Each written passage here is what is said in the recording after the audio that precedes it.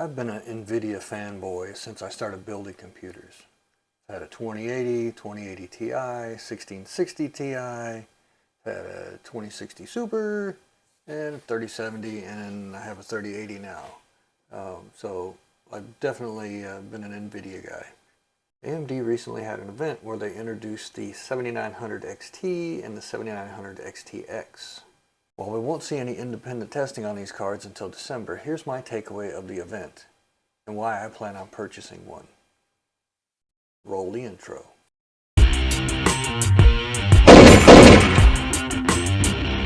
Hey, please take a second to hit that like and subscribe button.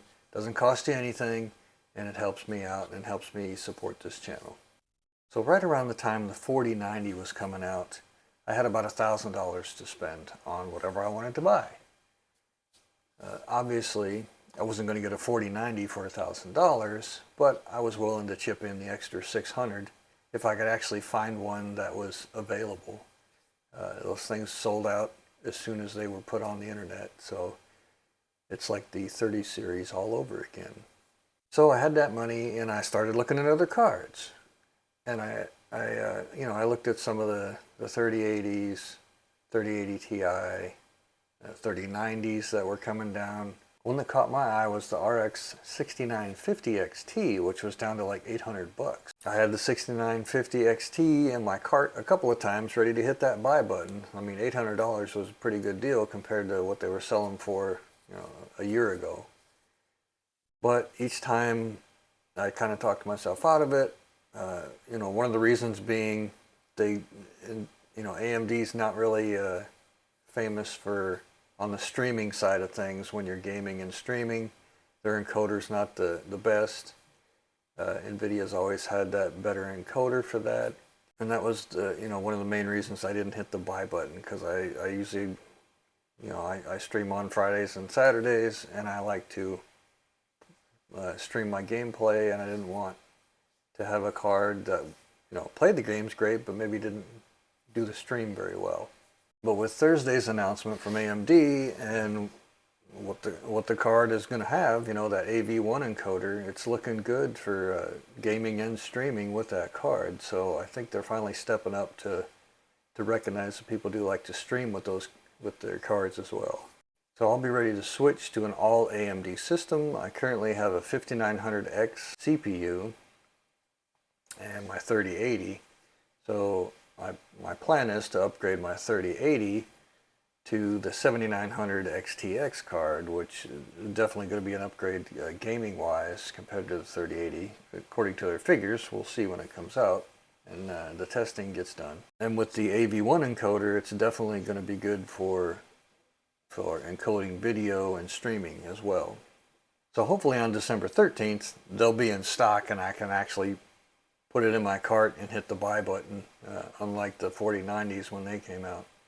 So instead of getting into the technical side of it with, infinity cache and GPU memory and memory speed and all that stuff, I'm going to give you the practical reasons why I want to get this thing, and here's my reasoning. Number one, the price for the top model of the AMD card is $1,000. That's way below what NVIDIA is offering, starting, well, not starting, but at the top for $1,600 for theirs. So right off the bat, that's saving me $600 because, if I want to get the top of the line of NVIDIA, I'm going to pay that premium price. Now the card might perform a little better than the AMD card, but I think the performance of the AMD card is going to be great. I'm not the world's best player. I don't need the world's best card. But I would like a card that, is pretty nice. And if I can get the top of the line of AMD, hey, I'll go for that. Second reason for my reasoning of getting the card is I can use my existing 850 watt power supply unit. I don't have to upgrade my power supply. It's not going to be a power hungry card. AMD has it nice and efficient. You're still getting more power per se, for gaming power and streaming power and all that, but it's not using more power like the NVIDIA cards that are, rated at 450 watts or whatever. So I can keep my power supply. I can also, my third point for reasoning is I can keep my case. A lot of the 4090 cards have a hard time fitting in a lot of cases. Now my case isn't small by any means. I currently have the NZXT 710i, but I do have an H7 in the mail, so I'll be switching to that well before December. Should have that later this week. Reason number 4, no dongle.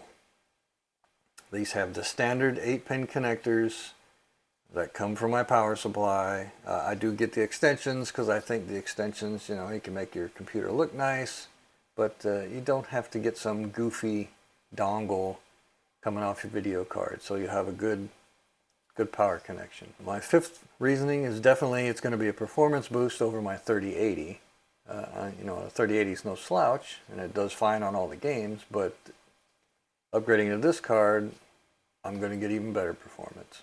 Ray tracing with the AMD side compared to the NVIDIA side, NVIDIA's ray tracing is a lot more advanced and a lot better, but first thing I normally do when I go in a game is turn ray tracing off. I don't really care about ray tracing. The games look fine to me without ray tracing. I like the performance, I like the FPS when I'm playing COD or something else like that, so ray tracing's not a big deal to me, so I don't care about that. It's future-proof, my 7th reasoning, which has some caveats to that. It's a future-proof card.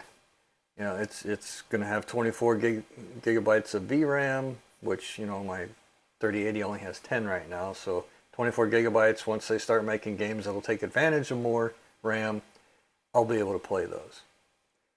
DisplayPort and HDMI 2.1, so as the monitors get better and can support higher frame rates, this card's going to be there for it. And with the AV1 encoding, once everything starts switching over to AV1 encoding, which is more efficient and better quality, it's going to be good to go. So I think overall for me, this card's going to be a good deal and something I'm looking forward to getting. So if I do manage to get one on December 13th, you can definitely expect a review of how much I like it, or a review of buyer's remorse. So we'll see what happens. So with that, stay safe, and we'll see you on the next one.